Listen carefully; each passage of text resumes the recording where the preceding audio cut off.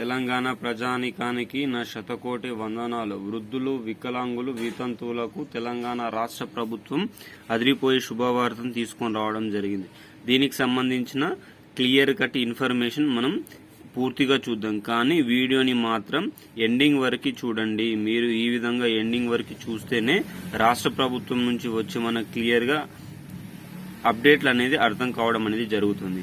ఈ వీడియోని చూస్తున్న ప్రతి ఒక్క తెలంగాణ ప్రజలు, వృద్ధులు, వికలాంగులు, వితంతువులు వీడియోని లైక్ చేయండి. మీరు లైక్ చేయడం వల్లనే రాష్ట్రంలో ఉన్న ప్రతి ఒక్క వృద్ధులు, వికలాంగులు, వితంతువులు ఈ వీడియోని చూసే అవకాశం ఉంటుంది.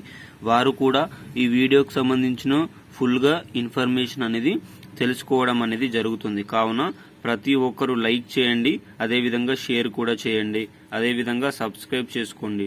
మీరు సబ్స్క్రైబ్ చేసుకోవడం వల్ల కేంద్ర ప్రభుత్వం నుండి కానీ రాష్ట్ర ప్రభుత్వం నుండి కానీ వచ్చే వినూత్నమైన ప్రజా సంక్షేమ పథకాలకు సంబంధించిన వివరాలను సమయానుసారంగా, నిర్దిష్టానుసారంగా ప్రజల ముందుకు తీసుకొచ్చే ఒక యోచనలో నేను ఉంటాను ఎల్లప్పుడూ. కావున మీరు సబ్స్క్రైబ్ చేసుకోవడం వల్ల మీరు నోటిఫికేషన్ రూపంలో ప్రతి ఒక్క వీడియోకి సంబంధించిన అప్డేట్ అనేది మీరు పొందడం అనేది జరుగుతుంది. ఇంకా ఆలస్యం చేయకుండా రేపు మధ్యాహ్నం 2 గంటలకు 4016 పింఛన్లు 3 పత్రాలు ఉన్న వారికి విడుదల అని ఒక అప్డేట్ అయితే రావడం జరిగింది.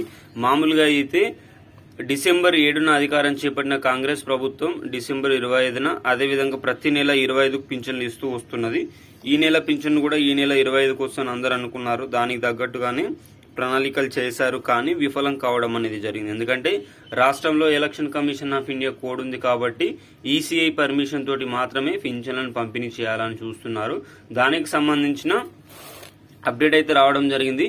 ఈసీఐ దగ్గర అర్జీ పెట్టిందంట ప్రభుత్వం, అంటే ఆసరా పింఛన్లను ఈ నెల ఆసరా పింఛన్లను రిలీజ్ చేయాలని. దాన్ని ఎలక్షన్ కమిషన్ ఆఫ్ ఇండియా హోల్డ్లో పెట్టింది. ఈ 2 లేకపోతే 3 రోజుల్లో క్లియర్ కట్ గా పింఛన్లని విడుదల చేయడం జరుగుతుంది. కావున ప్రతి ఒక్కరికి 3 పత్రాలు ఉన్న వారికి మాత్రమే పింఛన్లు ఇస్తారట ఎన్నికల రూల్స్ ప్రకారం.